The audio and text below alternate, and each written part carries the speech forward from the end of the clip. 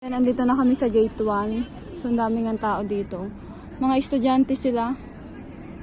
Mga parang silang may ginagawa mga project. Yung mga parang nag-activity sila. Ngayon per group sila. Oh. Nandito na kami sa gate 1. Hindi nga sila taga dito kasi ang daming bus dito. Mga dalaginding. Ayan, dito sila dumayo. Kasi nga malawak kasi itong park na to. Ayan.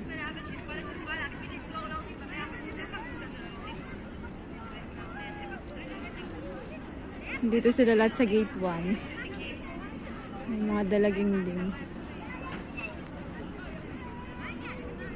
So yun ang mga sisilap kami pababaan na pupunta na kami dito sa gate 1. Kami dadaan pa uwi.